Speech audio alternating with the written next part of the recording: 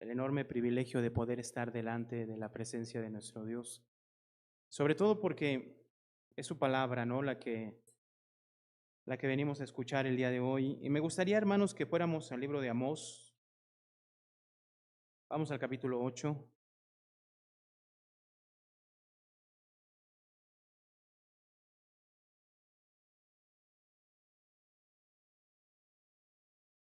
Amós capítulo 8.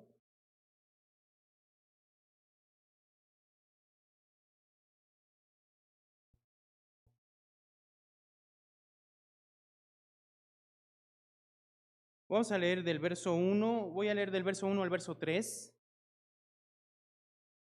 Dice así la palabra del Señor. Amós capítulo 8, versos del 1 al 3, dice la palabra del Señor así. Así me ha mostrado Jehová el Señor. He aquí un canastillo de frutas de verano. Y dijo, ¿qué ves, Amós? Y respondí, un canastillo de fruta de verano. Y me dijo, Jehová, ha venido, y me dijo Jehová, ha venido el fin sobre mi pueblo Israel.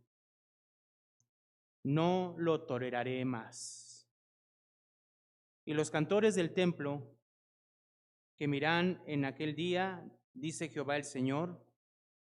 Muchos serán los cuerpos muertos, en todo lugar los echarán fuera en silencio. Oremos, hermanos. Bendito Dios, Dios de los cielos y de la tierra, Padre celestial.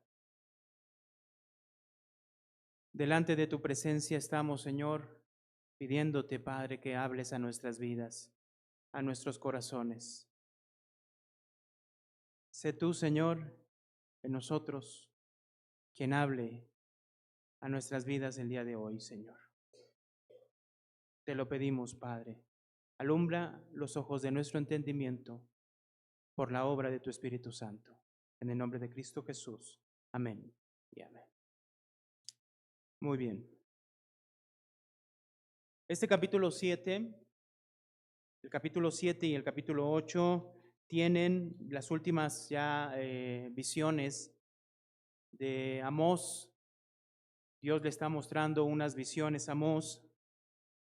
Y es interesante porque son juntas, son tres visiones. Una cuarta fue la que leímos nosotros en el capítulo 8, verso 1. Y más adelante en el capítulo 9 vemos otra visión. Pero estas tres visiones que vemos en el capítulo 7, junto con la cuarta del capítulo 8, están interrumpidas o no interrumpidas, sino divididas por una historia. Son tres, capítulo 7 hasta el verso 9, nos habla de tres visiones que tuvo Amós. La cuarta visión es la del capítulo 8, verso 1, y entre el capítulo 7, verso 9 y el capítulo 8, 1, hay una historia. Esta sección, vamos a llamarle así, esta pequeñísima sección del libro de Amós termina diciendo, entonces Dios en el capítulo 8, verso 1, así me ha mostrado el Señor, el Jehová el Señor, he aquí un canastillo de fruta de verano, y dijo, ¿qué ves, Amós? Y respondí, un canastillo de fruta de verano. Y me dijo Jehová, ¿ha venido qué? El fin sobre mi pueblo Israel. No, ¿qué, hermanos? Lo toleraré más. Si nosotros vamos al capítulo 7, verso 1, dice, así me ha mostrado Jehová el Señor. He aquí, él criaba langostas cuando comenzaba a crecer el heno tardío. Y aquí que era el heno tardío después de la siega del rey. Y aconteció que, cuando acabó de comer la hierba de la tierra, yo dije, Señor Jehová, perdona ahora, ¿quién levantará a Jacob? Porque es que pequeño. Entonces la Biblia nos muestra, o lo que está diciendo Amós es que Dios le está mostrando que él está creando langostas. para enviar para que coman toda la hierba. Esto nos habla de un juicio que Dios iba a traer sobre Israel. Pero interesantemente interviene Amós y le dice en el verso 2, y yo dije, Señor Jehová, perdona ahora. ¿Quién levantará a Jacob? Porque es que pequeño. ¿Sí? Esta palabra pequeño no significa inocente, no significa ay pobrecito, no significa que es un niño chiquito, no se está refiriendo a eso. Se está refiriendo, en el original griego, la palabra pequeño significa que no tiene la capacidad, no tendría la capacidad para levantarse. Es una persona, es debilidad. Así lo tenemos que entender, ¿sí? Entonces, no está hablando de que era pequeño en el sentido de que comenzaba. No es así. Es pequeño en el sentido de que es débil, frágil. Entonces Amós está intercediendo por Israel. E interesantemente, en el verso 3 dice, se arrepintió Jehová de esto, no será, dijo Jehová. En el verso 4, Dios le vuelve a mostrar otra visión a Amós. Jehová el Señor me mostró así. He aquí, Jehová el Señor llamaba para juzgar con fuego. Y consumió un gran abismo y consumió una parte de la tierra. Y dije, Señor Jehová, cesa ahora. ¿Quién levantará a Jacob? Porque es que pequeño. Entonces nos vuelve a mostrar que Dios le muestra a Amós fuego para traer juicio al pueblo de Israel. Y Amós interviene y aboga por el pueblo y le dice, no, Señor, esto destruirá a Jacob, pues es débil, es pequeño, es frágil. Verso 6, leemos juntos el 6, dice, se arrepintió Jehová de esto, no será esto tampoco, ¿qué? Dijo Jehová el Señor. Y entonces en el verso 7 comienza otra visión. Me enseñó así, he aquí el Señor está sobre un muro hecho a plomo y en su mano una plomada ¿de qué? De albañil. Entonces, ¿qué significa esto? Dios le está mostrando a Amós que él está parado en un muro que está hecho a plomo. ¿Qué significa que está hecho a plomo? Hermano Enrique, ¿qué? Que está bien derechito. La palabra es recto, bien recto.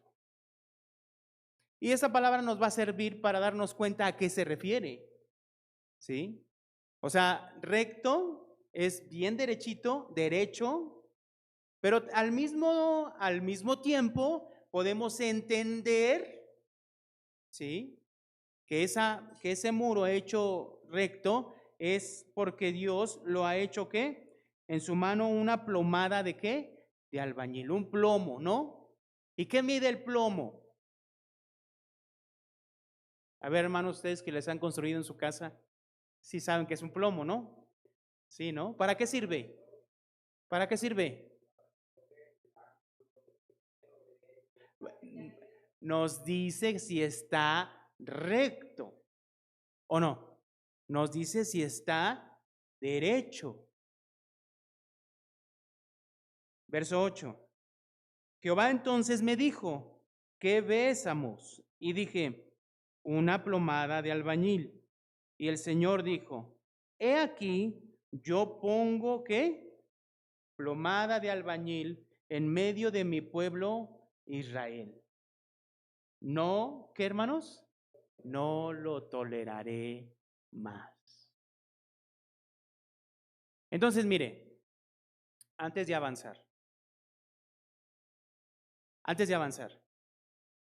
interesantemente está mencionando 3 visiones hasta aquí, ¿cierto? ¿Cierto, hermanos? La primera visión es la que ve del capítulo 7 al verso 3, ¿sí? Y ve langostas, que Dios quiere destruir Israel con langostas. Amós intercede por el pueblo y Dios ¿qué hace? Dice, no, no va a ser por medio de langostas. Después, en el verso 4, habla acerca del fuego. Dios quiere mandar fuego para juzgar a Israel. Amós interviene y no lo destruye con fuego. 2. Tercera visión.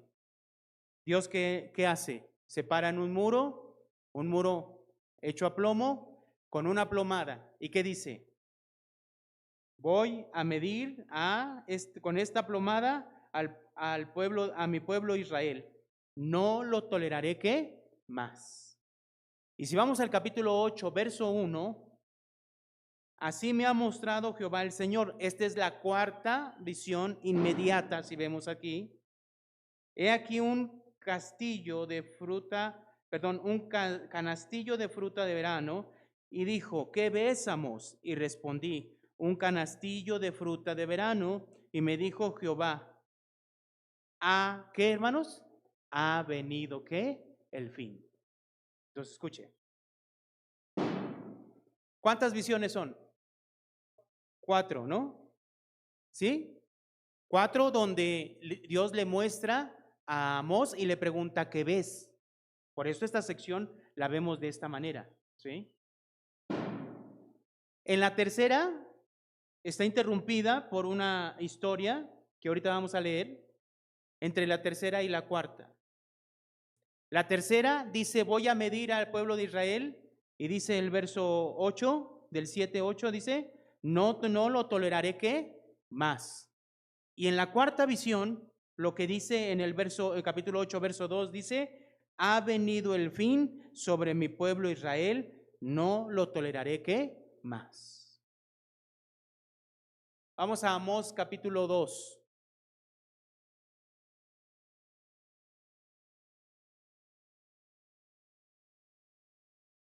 Capítulo 2, versos 6 y 7. En el capítulo 2, verso 6 dice así, así ha dicho Jehová, por 3 pecados de Israel y por el cuarto, ¿qué? No revocaré, ¿qué? Su castigo. Otra vez, lo voy a leer otra vez. Así ha dicho Jehová, por 3 pecados de Israel y por el cuarto, no revocaré, ¿qué? Su castigo. Y en el capítulo 7 vemos 3 visiones, donde Dios le muestra a Amós y le pregunta, ¿qué ves? Las dos primeras visiones, Amós interviene y Dios se arrepiente y no juzga a Israel. Pero la tercera, ¿qué dice? Ya no los toleraré más. Y hay una cuarta, y que dice, ha llegado ¿qué? El fin. Aquí en el capítulo 2, verso 6, ¿qué dice? Por 3 pecados de Israel y por el cuarto, ¿qué? No revocaré su castigo. Entonces vemos esta idea en el capítulo 2 y vemos en el capítulo 7 cómo nos muestra esta acción de este juicio que iba a venir por el pueblo. ¿Qué significa esto? Significa 2 cosas. Primero, Dios ha tenido mucha paciencia con Israel. E inclusive ha actuado a su favor. El día domingo veíamos el capítulo 14 de Segunda de Reyes, donde menciona acerca de cómo Dios vio la situación del pueblo tan deplorable porque sus enemigos los estaban conquistando, que Dios fue movido a misericordia y a pesar de la idolatría excesiva y del pecado excesivo del pueblo de Israel, Dios actúa a su favor y los salva. Entonces, a eso se refiere esta parte. Amós, ¿qué ves? Langostas que van a destruir todo. Por favor, Señor, no lo hagas así. ¿Por qué? Porque Israel no tiene cómo defenderse, no tiene cómo salir de eso. ¿Ok? Está bien. Segunda visión, voy a traer fuego sobre Israel. No, Señor. No lo traigas. ¿Y Dios qué hace? Se arrepiente. Dios ha actuado a pesar del pecado de Israel, excesivo, hermano, excesivo realmente, ha actuado a su favor. A veces pensamos, hermanos, tenemos un entendimiento de Dios muy distinto a lo que dice la Biblia, ¿no? Porque pensamos que Dios, a pesar de la rebeldía de este pueblo, no podría actuar Dios a su favor, pero así es, porque es un Dios misericordioso. Pero por otro lado, es un Dios misericordioso, pero que no pasa por alto la maldad del pueblo, la perseverancia y la resistencia del pueblo a Dios. Entonces Dios llegó al límite y entonces Dios va a traer castigo a Israel. En este capítulo 2, verso 6 nos dice por qué. Dice, porque vendieron por dinero al justo y al pobre por un par de zapatos. Pisotean en el polvo de la tierra las cabezas de los desvalidos y tuercen el camino de los humildes, y el hijo y el padre se llegan a la misma joven, profanando ¿qué? Mi santo nombre. Entonces, ¿qué había? Había injusticia, había pobreza, había opresión, había enriquecimiento, había esclavitud, había depravación, torcían la justicia. Todas estas cosas estaban dentro del pueblo de Israel. Vamos al capítulo 8. Capítulo 8, verso 4 dice, oíd esto, los que explotáis a los menesterosos y arruináis a los pobres de la tierra. ¿Qué había? Esclavitud, explotación. Yo a veces lo veo, ¿no? Pareciera, y yo creo que por eso no reaccionamos como debe de ser. O sea, no reaccionamos con asombro, porque pareciera que esto debería ser común. El problema es que estamos hablando del pueblo de Israel, donde Dios era el que gobernaba a ese pueblo. Lo podíamos entender, yo no sé cuántas veces he dicho esta parte, lo podíamos entender de los pueblos paganos porque así viven y no hay otra forma en que puedan actuar. E inclusive en los pueblos paganos hay leyes, ¿o no?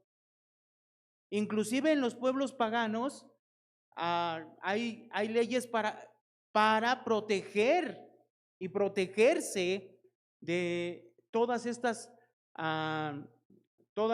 situaciones que se podían vivir dentro de la sociedad. En el pueblo de Israel ya esto era abiertamente, era algo evidente. Dice el verso 5, diciendo, fíjense lo que decían, ¿cuándo pasará el mes? Y venderemos el trigo y la semana, y abriremos los graneros del pan, y achicaremos la medida, y subiremos el precio, y falsearemos con engaño. ¿Qué? ¿Cómo estaban viviendo, hermanos? Vuelvo a insistir. Como no nos asombra, ¿por qué? Porque estamos acostumbrados a vivir en una sociedad así. Lo vivimos todos los días, nosotros estamos acostumbrados a eso. Pero aquí no debía de ver esto. O sea, no debía de haber sido. ¿Por qué? Porque se supone que es el pueblo de Dios, porque se supone que es un pueblo que tenía a Dios como rey, quien gobernaba sus vidas, etcétera. Nosotros vamos allá afuera y vemos cómo la gente vive de esta manera, mintiendo, falseando lo que vende cosas que no sirven, etcétera. La báscula está arreglada, no dan kilos exactos, etcétera. Estamos acostumbrados a eso. Pero el asombro aquí, el reclamo aquí es que no debía de haber sido así. ¿Por qué? Porque se supone que era el pueblo que Dios rescató de Egipto para que viniera y viviera y fuera un ejemplo a las demás naciones de cómo tenían que vivir. Pues ahora, en el capítulo 3 nos dice así, ¿no? El capítulo 3 nos dice de esta manera, mire. Verso 9. Proclamar en los palacios de Asdod. Asdod es una ciudad filistea. Y en los palacios de la tierra de Egipto. Y decid, reuníos sobre los montes de Samaria. ¿Y qué hacen? ¿Qué tienen que hacer? Y ved las muchas opresiones en medio de ella y las violencias cometidas, ¿qué? En su medio. O sea, ahora el pueblo de Israel era un ejemplo, ¿pero de qué? De maldad a comparación de los pueblos paganos. O sea, ¿cómo puede ser que una persona pagana, un pueblo pagano, sea testigo y Dios diga, bueno, llamen a los filisteos, así, llamen a los filisteos y a los egipcios, de sociedades depravadas, sociedades totalmente entregadas a la idolatría, a la depravación sexual, todo eso, pero que dentro de sus ciudades había leyes. Dentro de sus ciudades seguramente habían normas que se seguían. Bueno, en Israel eran ejemplo de qué? De que no había ya nada, no había respeto, no había amor mutuo, no había el otro, no había el prójimo, no existía el prójimo. Si no era para castigarlo, oprimirlo, quitarle aún lo que tenía, esclavizarlo por cualquier cosa, no existía. Esa era la sociedad de Israel en esos momentos. Vamos al capítulo 8, regresamos. Capítulo 8, verso 6. Para comprar los pobres por dinero y los necesitados por un par de zapatos, y venderemos los desechos ¿de qué? Del trigo. Entonces, ¿qué significa este verso 6? Para comprar los pobres por dinero y los necesitados por un par de zapatos. Esclavitud, hermanos.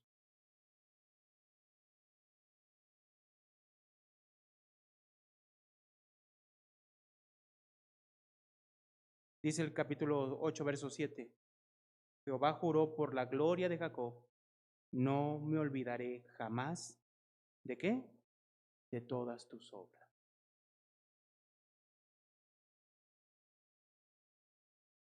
¿Qué llevó a este pueblo a vivir de esta manera? Entre los juicios dijimos que hay una historia. Mire lo que dice el capítulo 7, verso 10. Voy a leer desde el verso 9. Dice, los lugares altos de Isaac serán destruidos. Los lugares altos. ¿Qué significa con los lugares altos?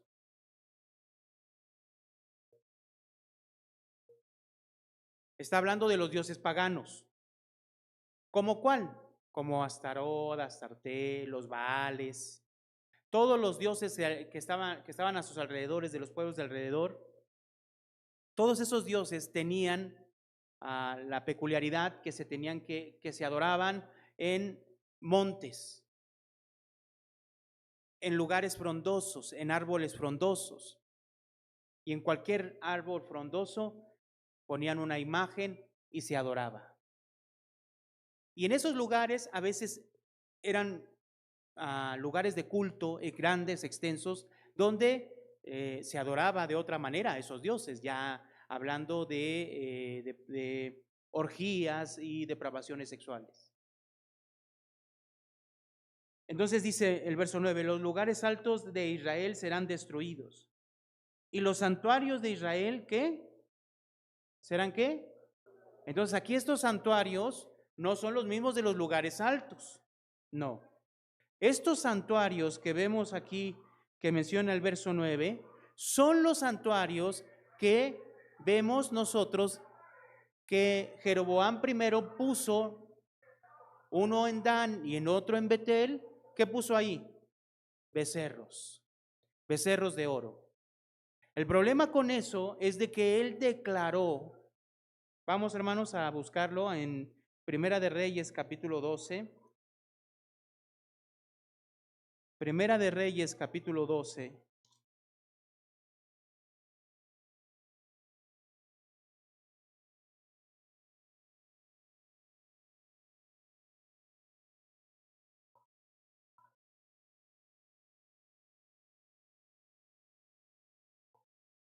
En el verso 28 dice, y habiendo tenido consejo, hizo el rey 2 becerros de oro.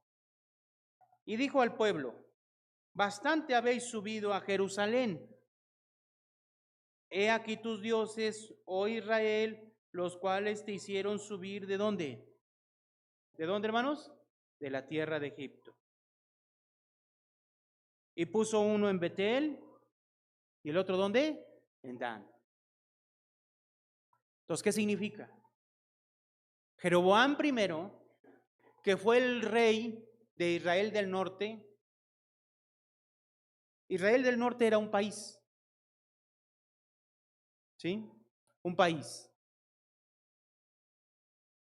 Ese país tenía una frontera norte y una frontera sur. Bueno, la ciudad de Dan quedaba lo más al norte y Betel quedaba lo más al sur. Jeroboam primero, el primer rey del reino del norte, puso estos 2 becerros y les dijo, ya no vayan a Jerusalén.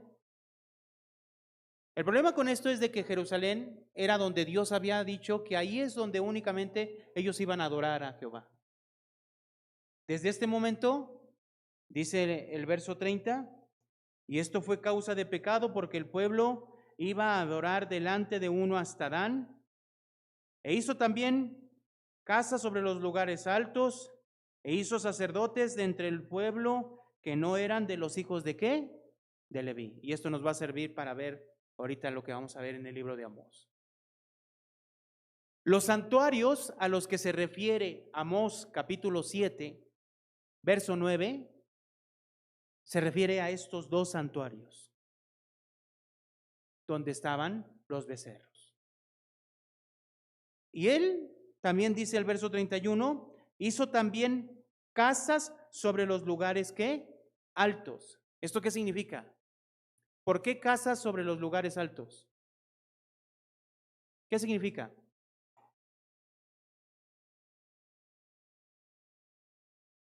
Esto significa que esos lugares altos él los constituyó ya en centros de adoración. Entonces, por un lado, hermanos, nosotros vemos un pueblo totalmente corrompido en pecado, lleno de injusticia, de maldad, que servía inclusive de ejemplo para las demás naciones. No podía haber otro pueblo más corrompido, más depravado, con tanta injusticia que el pueblo de Israel. Entonces, el juicio que trae Dios va a alcanzar también sus santuarios, o sea, su idolatría. ¿Pero en qué adoraban ellos? Bueno, había un exceso de adoración a los demás dioses, aparte de que su adoración a Jehová estaba relacionada con un becerro. Y luego entonces también en el verso 31 dice, de entre el pueblo, dice, e hizo sacerdotes de entre el pueblo que no eran de los hijos de ¿qué? De Leví. Entonces a cualquier persona del pueblo la ponía como sacerdote. Imagínese esa sociedad o esa adoración en todos los lugares altos posibles de todo Israel, de todo el país. Había lugares céntricos de adoración a los dioses paganos. Pero si tú querías adorar a Jehová, había 2 lugares. Si tú quieres adorar en Dan, ahí está Jehová, es un becerro, y en Betel también. Y aparte de todo, vamos a poner sacerdotes de entre el pueblo. Imagínense el pueblo, la gente cotidiana, normal, tratando de llevar a las personas a adorar a Jehová. ¿Cómo le hacían? Entonces, vamos al libro de Amós.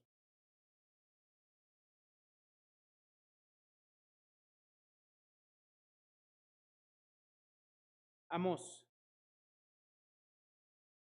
capítulo 7, verso 9. Los lugares altos de Isaac serán destruidos. Ok. Los lugares altos, ¿se acuerdan? Hasta casas tenían, ¿no? O sea, significa que ya eran centros idolátricos, donde la gente podía ir a adorar a estos dioses y tener y adorar a esos dioses como esos dioses lo pedían. O sea, hablando de una depravación sexual. Y los santuarios de Israel serán asolados. ¿Cuáles son los santuarios? Los dos becerros. Los que estaban, uno estaba en Dan y otro en Betel. Y me levantaré con espada sobre la casa de ¿quién? De Jeroboam. Entonces, este era el juicio que Dios iba a traer. Voy a destruir su idolatría y voy a destruir al rey. En el capítulo 7, verso 10, entonces encontramos esta historia. Dice, entonces el sacerdote Amasías de Betel envió a decir a Jeroboam, rey de Israel, Amós se ha levantado contra ti en medio de la casa de Israel, la tierra no puede sufrir ¿qué? Todas sus palabras. ¿Y qué palabras son estas? ¿Palabras de quién? De Dios. Este sacerdote Amasías, hermanos, ¿de qué era sacerdote? ¿De dónde? De Israel, ¿no? ¿Qué característica tenía? Lo leímos, hermanos. Acuérdense que leímos que Jeroboam, el primer rey que puso los becerros, agarró del pueblo, ¿para qué? ¿Para hacer qué? Sacerdotes. Entonces, este Amasías, sacerdote, que estaba en Betel, ¿de dónde era? De entre el pueblo. Dice el verso 10. Entonces el sacerdote Amasías de Betel envió a decir a Jeroboam, rey de Israel, Amós se ha levantado contra ti en medio de la casa de Israel, la tierra no puede sufrir sus palabras. 11. Leemos juntos, dice, porque así ha dicho Amós, Jeroboam morirá a espada e Israel será llevado de su tierra, ¿qué? En cautiverio. Ese era lo que Dios le había dicho a Amós que iba a pasar. Verso 12. Y Amasías dijo a Amós, vidente, vete, huye a tierra de Judá y come allá tu pan y profetiza ¿qué? Allá. ¿Por qué le dice así? ¿Por qué le dice este sacerdote a Amós, vete a Judá, vete allá y profetiza allá? ¿Por qué? Porque si leemos el capítulo 1, verso 1, dice, las palabras de Amós, que fue uno de los pastores, ¿de dónde? De Tecoa. Y Tecoa, ¿sabe dónde está? En Judá. Entonces, Dios llama a Amós de Tecoa, estando en Judá, y le dice que vaya al norte. ¿En dónde? En Betel. Por eso en el capítulo 7, verso 12, dice, y Amasías dijo a Amós, ve, vidente, vete, huye a tierra de Judá y come allá tu pan y profetiza allá. ¿Qué haces aquí si tú no eres de nosotros? Vete a Judá y profetízales a ellos. Aquí no queremos escuchar lo que tú traes. Aquí no queremos escuchar lo que tú vienes a decir. Verso 13. y no profetices más en Betel, porque es santuario del rey, ¿y qué? ¿Y qué, hermanos? Y capital del rey. Esto significa que era un pueblo que buscaba mucho a Jehová. Esto significa que el rey buscaba mucho a Jehová. Porque si Betel era el lugar donde el rey iba a sacrificar a Jehová, porque así era, hermanos. El único problema aquí, y un problema muy, muy grande, era que el rey iba ahí y ¿a quién adoraba? Adoraba a un becerro. Y al ser, y al ser un lugar importante, podemos entender que entre los dos santuarios, tanto el de Dan como el de Betel, el que tomó más relevancia y a donde iba toda la gente a adorar a Jehová era en Betel. Dice que se había convertido hasta en la capital del reino. La capital del reino del norte se llama Samaria y está justamente en el centro de la nación. Pero había tomado tal relevancia el centro idolátrico de Betel que se había convertido casi ya en la capital del reino. ¿Sabe qué significa Betel? Casa de Dios. ¿Qué había ahí? Un becerro al cual ellos le adoraban pensando que era ¿qué? Jehová. ¿Sabe cuánto tiempo? Desde Jeroboam primero hasta este tiempo que vemos aquí, Amós. 180 años aproximadamente.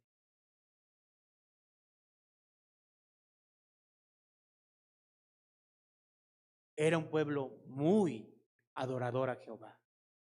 Y el rey no se diga. Verso 14. Entonces respondió Amós y dijo a Amasías: no soy profeta ni soy hijo de profeta, sino que soy boyero y recojo higos ¿qué? Silvestres. Mira quién escogió Dios. ¿Quién? A un pastor. Dice que es boyero, o sea, es un pastor. En el capítulo 1, verso 1, nos dice, ¿no? Las palabras de Amós, que fueron uno de los pastores de Tecoa. Entonces, su oficio de Amós, ¿qué era? Pastor. Y entonces en el 14 dice, ¿no? Entonces respondió Amós y dijo a Amasías: no soy profeta ni soy hijo de profeta, sino que soy boyero y recojo ¿qué? Higos silvestres. Es muy interesante. ¿Sabe por qué? Porque en el reino del norte, hermanos, se había creado una especie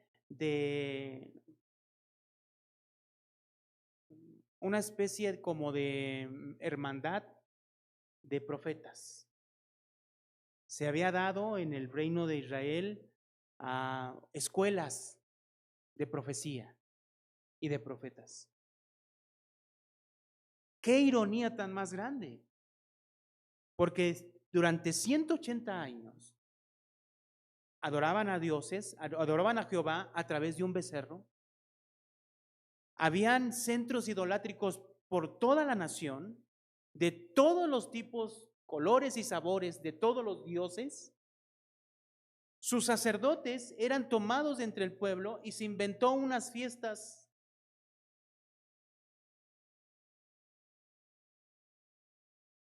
En ese lugar había muchos profetas, muchos. Pero ¿sabe qué? Todos esos profetas tenían algo en común.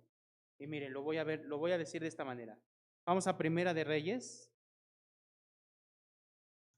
Primera de Reyes.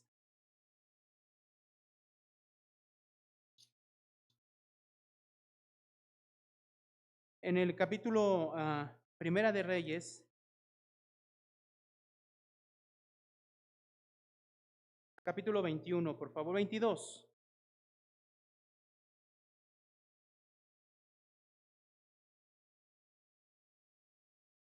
Capítulo 22 de Primera de Reyes.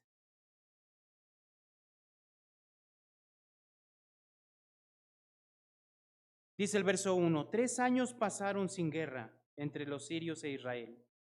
Y aconteció el tercer año que Josafat, rey de Judá, descendió al rey de Israel. Y el rey de Israel dijo a sus siervos, ¿no sabéis que Ramot de Galaad es nuestra? Y nosotros no hemos hecho nada para tomarla de la mano del rey de Siria. Y dijo a Josafat, ¿quieres venir conmigo a pelear contra Ramot de Galaad? Y Josafat respondió al rey de Israel, yo soy como tú, y mi pueblo como tu pueblo, y mis caballos como tus caballos. ¿Qué dijo entonces? ¿Qué fue lo que dijo? Que sí. Como tú quieras. Verso 3. Dijo luego Josafat, como que después dijo, ay, como que la pensó y dijo, a ver, espérame. Dijo luego Josafat al rey de Israel, yo te ruego que consultes hoy la palabra de Jehová. Entonces el rey de Israel reunió a los profetas. ¿Cuántos? Reunió a los profetas. ¿Cuántos? 400. Entonces sí había muchos profetas, ¿no? En este tiempo, Elías y Eliseo eran los profetas de Dios que estaban hablando al pueblo de Israel en el norte. Pero aquí el rey mandó a traer a 400 profetas, a los cuales dijo, iré a la guerra contra la Ramot de Galaad y la dejaré. Y ellos dijeron, sube, porque Jehová la entregará en manos del rey. Entonces los profetas, ¿qué dijeron? Sube. Por eso Amós, cuando Amasías le dice, vete, le dice, espérame, yo no soy profeta, ni hijo de profeta. ¿Por qué? Hermanos, 400 profetas a la mano del rey. Y todos al unísono, ¿qué dijeron? Por supuesto, rey, tú ve y vas a conquistar lo que diga el rey. ¿A qué estaban acostumbrados? A decir lo que el rey quería, ¿o no? Por eso Amasías, ¿qué hizo? Cuando llega Amós y le dice, Jeroboam va a quedar muerto. ¿Por qué? ¿Qué dice? Inmediatamente le mandó decir a Jeroboam, ¿sabes qué? Amós se levantó contra ti y dice que vas a caer muerto a espada. ¿Por qué se sorprendió? Porque en Israel, ¿a qué estaban acostumbrados? Aquí estamos con el rey de Israel. Estaban acostumbrados a que sus profetas, ¿qué dijeran? Todo te va a ir bien. ¿Y no fue perseguido Elías? ¿No fue perseguido Elías? ¿Para quererlo matar? Entonces la persona que hablaba de parte de Dios lo querían matar. ¿Por qué? Porque el mensaje que era contrario a lo que ellos querían. Entonces en el capítulo 7 de Amós vemos esta acción. Todos los profetas, todos, y los hijos de profetas, porque la profecía se heredaba y había escuelas de profetas. Aquí solamente hubo 400. Entonces le dijeron al rey, ve y Dios la va a entregar en tu mano. Verso 7, y dijo Josafat, miren lo que dice Josafat, hermanos. Leemos juntos y el verso 7 dice, ¿hay aún aquí algún profeta de Jehová por el cual qué? Entonces, ¿qué significa?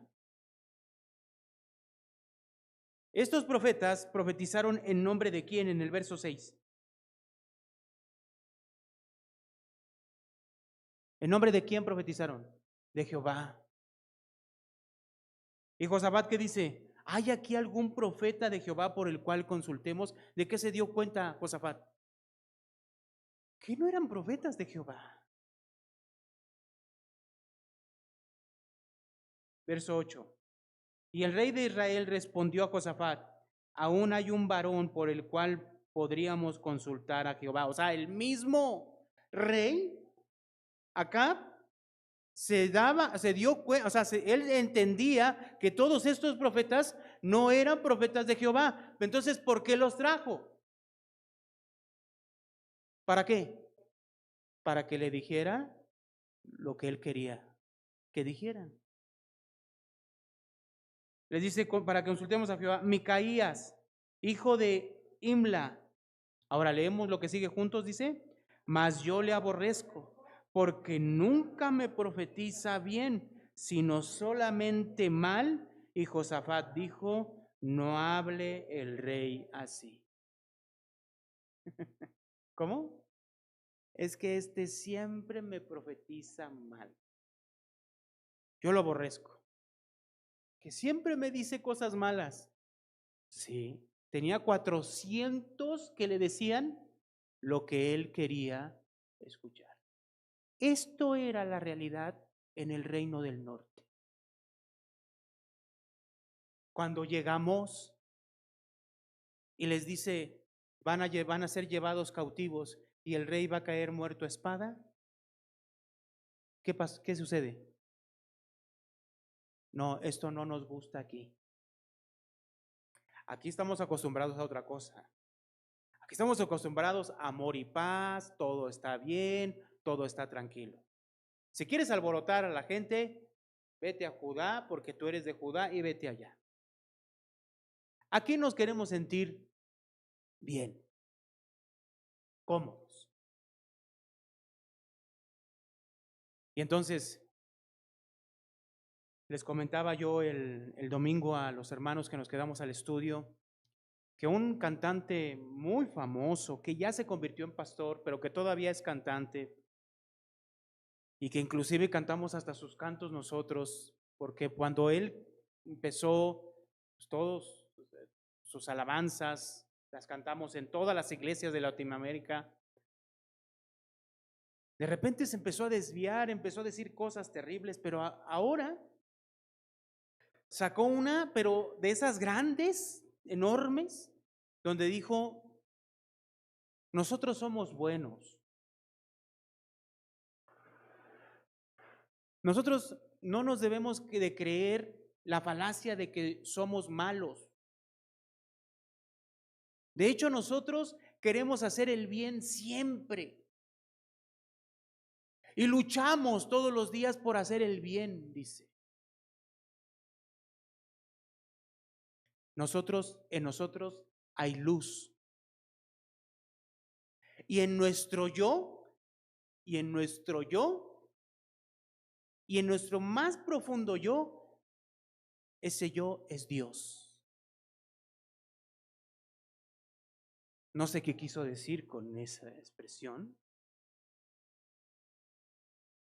pero eso me hace recordar a lo que dijo una vez uno de los, uno de los pastores de las iglesias más grandes de Estados Unidos, que tiene miles, pero miles de congregantes en su iglesia, donde dijo: aquí, en este lugar, no hablamos de pecado. No, la gente sabe que es pecadora. ¿Para qué se los vamos a recordar? No, aquí queremos que se sientan bien. Y esa iglesia tiene un estadio donde le caben 40,000 personas, tiene 2 cultos y un culto en español. Multiplíquele. Y se abarrota. Y hacen filas para entrar a esas iglesias. ¿Por qué? Porque yo quiero que me digan lo que yo quiero que me digan. Quiero escuchar las cosas que yo estoy acostumbrado a escuchar. Que estoy bien, que voy bien, que Dios me va a prosperar. ¿No es lo de hoy, hermanos?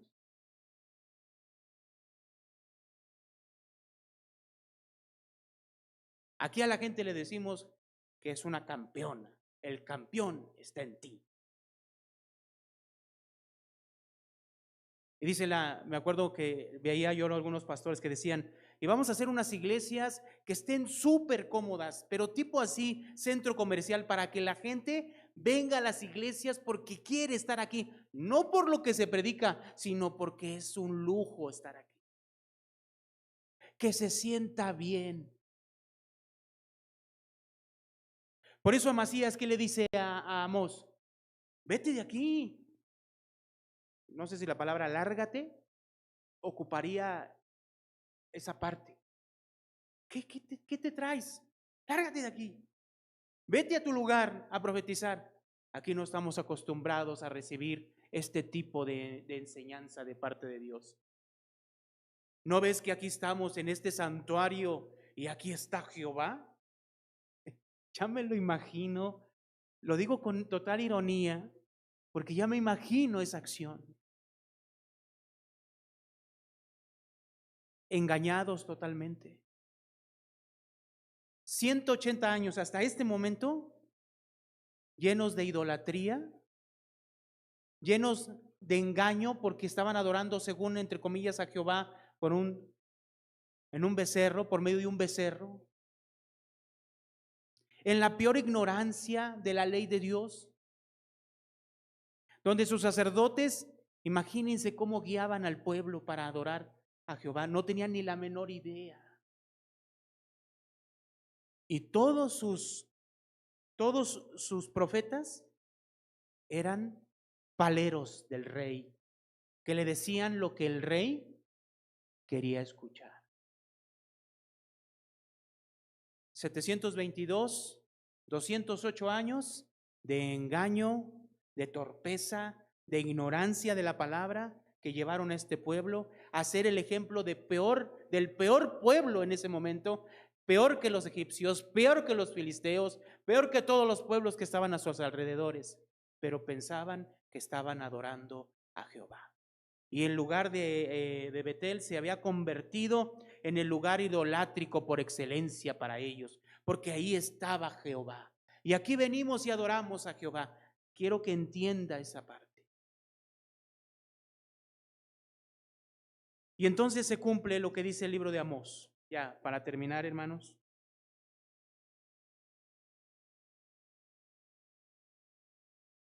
Amós capítulo 2. Yo creo que este pasaje expresa exactamente lo que vemos en este momento. Capítulo 2, verso 4 dice así: este es el juicio contra Judá. Por eso siempre termino con este verso, porque es lo que pasó. Es la realidad de lo que le pasó al pueblo de Israel. Dice el verso 4, leemos juntos, dice: así ha dicho Jehová, por 3 pecados de Judá y por el cuarto no revocaré su castigo, porque menospreciaron la ley de Jehová y no guardaron sus ordenanzas y les hicieron errar sus mentiras, en pos de las cuales anduvieron sus padres. ¿Cómo resumir qué es lo que le pasó al pueblo de Israel? En pocas palabras, menospreciaron la ley de Dios. La palabra de Dios no estaba presente, la ley de Dios no estaba presente. Por eso nunca se dieron cuenta, jamás se dieron cuenta que lo que estaban haciendo en Betel y en Dan era lo peor que podían haber hecho. Nunca se dieron cuenta que toda esa idolatría que estaba en medio del pueblo, a Dios lo abominaba. Nunca se dieron cuenta que todos sus profetas lo único que hacían era endulzar el oído de las personas para decirles lo que querían escuchar. ¿Por qué? Porque no está la ley presente. Y cuando Dios envió a Elías, lo despreciaron. Y cuando Dios envió a Eliseo, lo despreciaron. Y cuando Dios envió a Amós, Hermanos, lo despreciaron. Aquí no estamos acostumbrados a que nos hablen de sí, así. Nosotros queremos que nos endulcen el oído y que nos digan que estamos bien.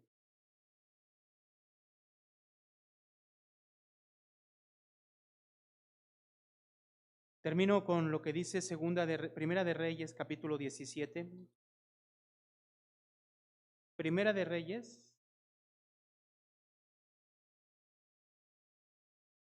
capítulo 18.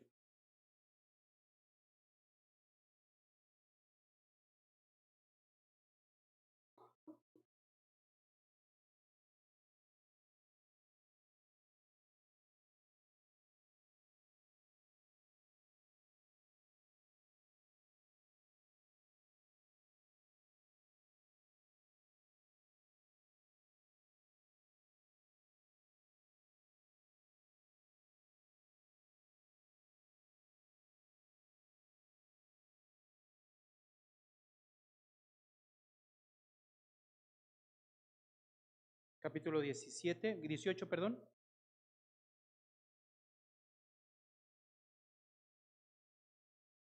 Verso 21 dice: y acercándose Elías a todo el pueblo, dijo, ¿leemos juntos? ¿Hasta cuándo claudicaréis entre dos pensamientos? Si Jehová es Dios, ¿qué hermano? Seguidle. Y si Baal, id en pos de él. Y el pueblo no respondió palabra. Así estuvieron 208 años. ¿Hasta cuándo vas a claudicar? ¿Hasta cuándo estarás en medio de dos pensamientos? Si Jehová es Dios, síganle como debe de ser. Dejen todas las demás, la idolatría, y síganle. ¿A dónde lo llevó al pueblo su falsa adoración y su ignorancia de la ley? Hermanos, hacer el ejemplo de los peores pueblos, el ejemplo de la peor maldad y crueldad que existe. Pidamos a Dios, hermano, perdón y oremos al Señor.